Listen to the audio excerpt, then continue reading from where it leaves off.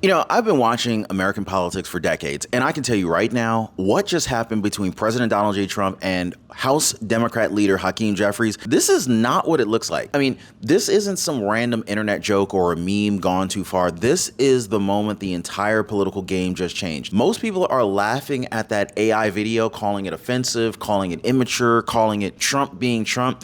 But that's because most people don't realize what they're actually looking at. They're missing the real move behind the noise. The one that just cornered Jeffries, the Democrats, Ilhan, Omar, and the media all at once. And so if this feels a little bit similar, it should. You guys remember Ilhan Omar? Comment Ilhan Omar down below if you remember her. The same Ilhan Omar who mocked Charlie Kirk's death and handed Trump the perfect opening to reframe the entire debate about loyalty and gratitude. Trump is now running the exact same playbook that he used with Ilhan Omar, turning a Democrat's arrogance into a national conversation about values. Now, here's the part that nobody wants to talk about, okay? That so-called deepfake scandal, it wasn't a reaction. It was a warning about control, about censorship, about who gets to define what's real in a world where the truth itself is being rewritten by algorithms and politicians and media execs. Think about it. I mean, the same week Hakeem Jeffries accused Republicans of wanting a shutdown, Trump drops a deep fake that forces every network in America to talk about AI manipulation, free speech,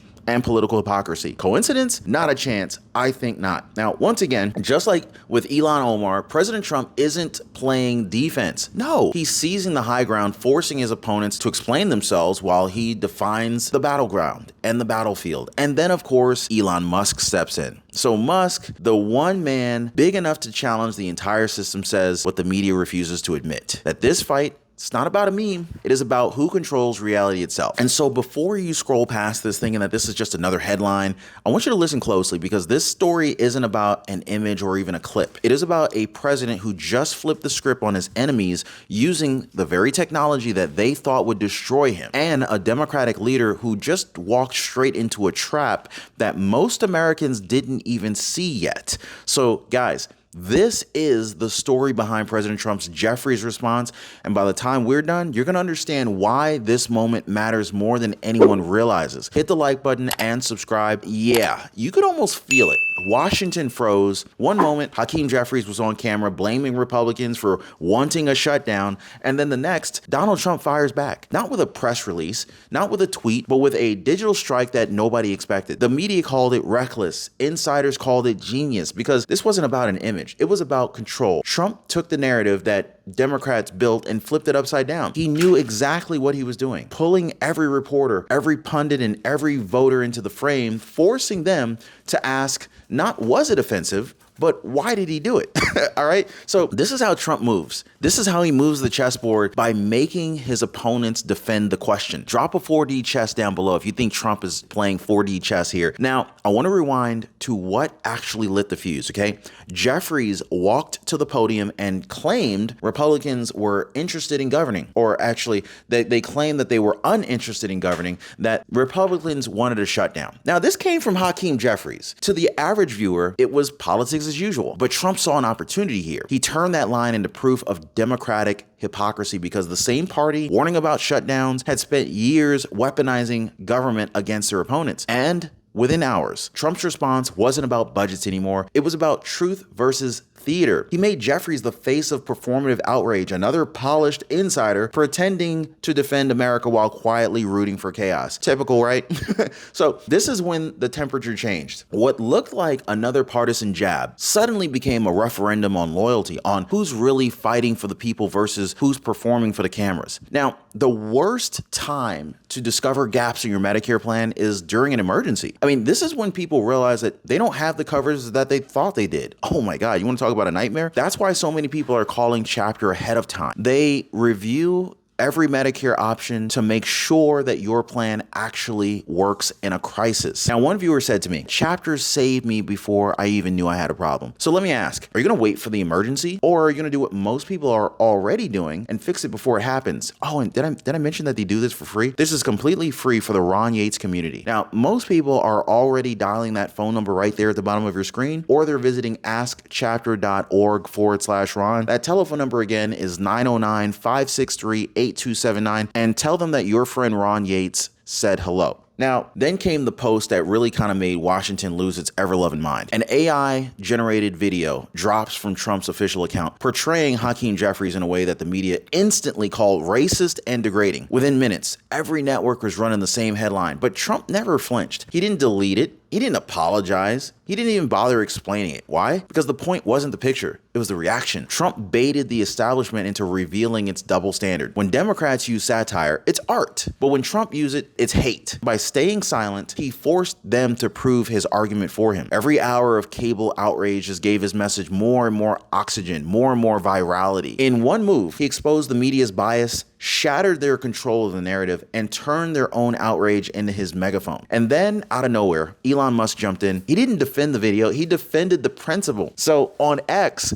Musk wrote that suppressing political satire, even AI satire, was the fastest path to tyranny. He called out the journalists demanding censorship and reminded his 200 million followers that free speech isn't supposed to be comfortable. Okay? That's just the way it works. That one post blew the whole story wide open because all of a sudden, it wasn't just Trump versus Jeffries. It was tech freedom versus media control. Elon Musk positioned himself as the referee between truth and manipulation, exposing just how easily outrage could be weaponized to silence dissent. In a single thread, he reframed the issue from offensive meme to who gets to decide what's real. And that very question right there shook Washington far more than the video itself. Now, most people thought that the deepfake was trolling, cheap internet theater, but Trump was playing a much deeper game. In fact, he took a scandal that the left tried to paint as racism and he flipped it into a conversation about truth manipulation. So while Jeffries ranted about decency, Trump was exposing hypocrisy. The same party that used AI, fact checks, and algorithmic censorship during elections, now crying foul when technology worked against them. This was psychological warfare. Trump wasn't defending the meme. He was defending the right to mock power. He shifted the battlefield from policy to principle, from government shutdowns to freedom of speech, from feelings to facts. This is how he wins, not by arguing their rules, but by rewriting the rules mid-game and forcing everyone to play on his board. Now, if this all sounds familiar, that's because it is.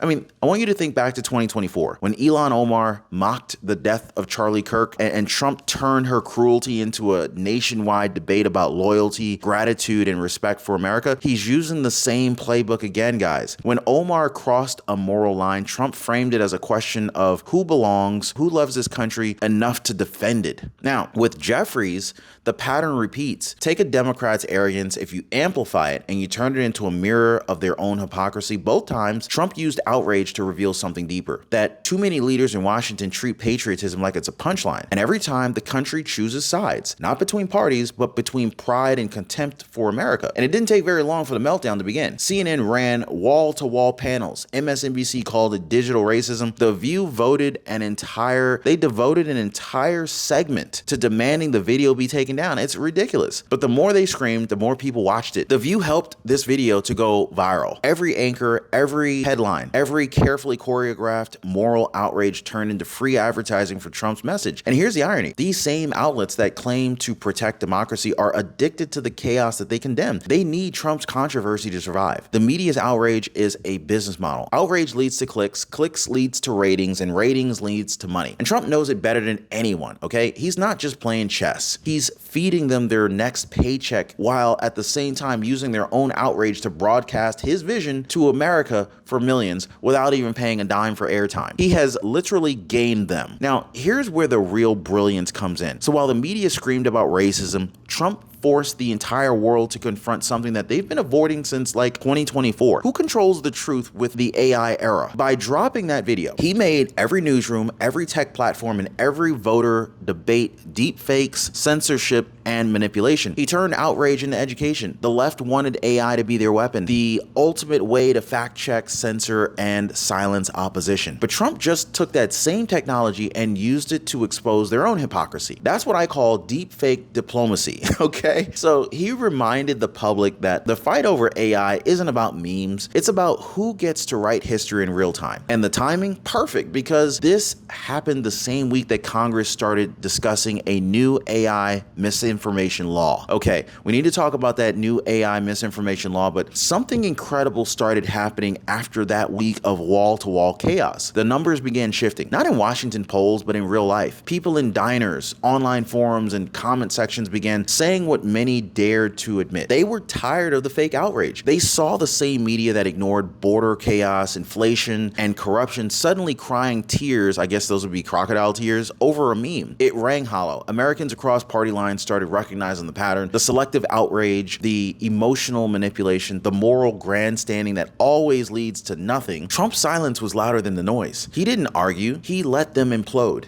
In fact, when the dust settled, everyday Americans felt something rare in modern politics. They felt clarity. They weren't defending Trump, they were defending sanity. Then Elon Musk stepped back in and he said what he said changed everything. I'll just go ahead and tell you right there. What Elon Musk dropped upon America's ears changed everything. He warned that the new AI regulation bills being floated in Congress could criminalize political satire itself, that governments could soon decide what was real and everything else could be censored as dangerous. Oh my goodness. I mean, like, he called it the birth of a new digital ministry of truth. Musk said that the only way to keep diplomacy and democracy alive in an AI world is to let people see everything, even the uncomfortable, even the offensive. Trump amplified the message in his very next rally. He said, freedom means hearing what you don't like, because the second you can't, you're not free. And just like that, the story evolved from a meme scandal into a movement, a warning about the war over reality itself. And you know, I've said this before, America is changing fast. The global elites, the fake news media, and those anti-freedom bureaucrats in Washington, they don't want you to win. They don't want any of us to own real assets or build wealth. But something is shifting here, and it's happening in the same spirit that President Donald J. Trump built his movement on: independence, courage, and America First innovation. That's why I'm excited to talk about today's sponsor, Upexi Incorporated, currently listed on the NASDAQ under ticker symbol UPXI. And guys, this video is sponsored on behalf of Upexi Incorporated. Now, listen to this, guys. Upexi isn't just another tech stock. They've become the largest Solana holding public company in the world. That's right, guys. While Joe Biden's policies sinking the dollar and printing debt, Upexi has built a $447 million Solana treasury, over 2 million SOL tokens staked, earning roughly $105,000 a day in yield. Now, this is what I call putting your money to work, not letting it rot in some government-run inflation machine, right? They started the year with a bold announcement, a strategic pivot into Bitcoin and crypto, and by April closed a $100 million private placement to build their Solana treasury. Just a few months later, they secured a $500 million equity line with AGP, giving them the firepower to expand their treasury even further. This is what leadership looks like: bold moves, not bureaucratic fear. And they're not stopping there. In fact, Arthur Hayes, the co-founder of BitMEX and one of the sharpest minds in crypto, just joined Upexi's advisory committee. And just recently, the legendary SOL Big Brain came on board too. Now, these are some heavy hitters who understand where the digital economy is really headed, away from control toward freedom. Now, Upexi also made a strategic investment in Alpha Exchange, an AI-powered trading platform blending analytics, institutional grade security, and regulatory compliance, giving Upexi shareholders exposure to another high-growth frontier of finance. So let's just go ahead and call it what it is. Upexi is the micro-strategy of Solana, except they're earning income every single day through staking. Their adjusted SOL per share has risen 129% since launch. This is a massive leap that shows what happens when innovation meets conviction. And President Trump talks about bringing wealth and power back to the people, and this right here, guys, this is a glimpse of that future. American companies breaking free from the old system and building new engines of prosperity that Washington can't control. Once again, today's video is sponsored on behalf of Upexi Inc., ticker symbol UPXI. And if you want to learn more about their Solana treasury strategy, check out their official investor page at ir.upexi.com. And remember, I'm not an investment advisor. This video should not be considered investment advice. Always conduct your own due diligence before making any investment decisions, because, folks, in Trump's America, freedom means ownership, and the future belongs to those who build. By the second week, something else becomes obvious. It's the silence. Normally, when a Democrat makes heat or takes heat, the party rallies around them. AOC tweets, Nancy Pelosi fundraisers, hand raises. Chuck Schumer gives a speech, but this time, crickets. No coordinated defense, no social media firestorm, not even a token show of support from Biden's team. Now, behind closed doors, donors were nervous. Strategists whispered that Jeffries had overplayed his hand. His shutdown accusations had backfired, and now the deep fake drama just kind of made him look thin-skinned and reactive. In fact, the same media that once praised him began questioning his leadership discipline. This is why it's the Washington rule. The moment you stop being useful, you become expendable. And for Jeffries, well, let's just say that that moment came rather fast. Now, Trump didn't have to destroy him. His own party simply stopped protecting him. So here's this whole story and how this whole story hits deeper than politics, okay? Because this isn't just about a meme or a shutdown. It is about who still believes in America and who's faking it. Trump's message was simple. You can mock me, but don't mock the country that gave you the power to speak. In fact, that is the moral high ground that critics can't reach. Jeffries talks about protecting democracy while tearing down anyone who disagrees. Trump defends free speech even when it offends him. That contrast right there is why millions of Americans, even some who don't like his style, respect his conviction, because they know the difference between arrogance and authenticity, between loyalty to a party and loyalty to a nation. And that right there, this is why this so-called deep fake scandal actually made Trump look more presidential than ever before. Now, if you've been paying attention since Trump returned to office, you've probably seen this pattern again and again. He doesn't chase the news cycle. He creates it. Every outrage, every so-called scandal ends up amplifying his agenda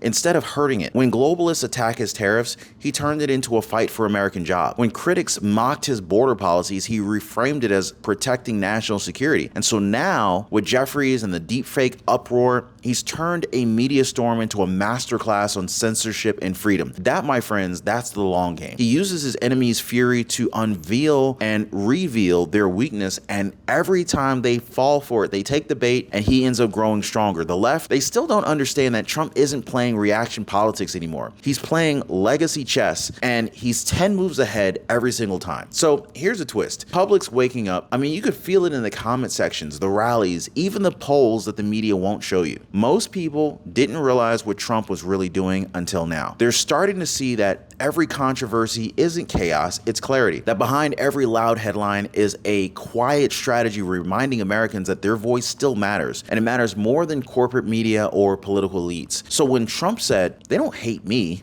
they hate you. I'm just in the way," people used to laugh, but now they nod because they've seen it. They've seen the hypocrisy, the censorship, the manipulation, and when they see Trump stand his ground while everyone else folds, they remember what courage looks like in a coward's town. So now we arrive at the part that nobody wants to talk about. Well, what happens next? Because the story isn't over, not even close. In fact, Washington's already whispering about new AI integrity, laws that would let bureaucrats decide what's satire, what's misinformation, and what the American people are allowed to see. But let's be real, this was never about technology. It was about control. The same establishment that lost power to Trump in 2016, lost again in 2024, is now trying to rewrite the rules of communication itself. And they're terrified because Trump and Musk just proved that the truth doesn't need permission to spread. The question now is simple. Will Americans wake up in time to stop the censorship wave before it becomes permanent law? Because if they don't, this deepfake war might be remembered not as a meme, but as the last warning before the lights went out on free speech. That's the real meaning behind Trump's Jeffries response. Not mockery, not revenge, but a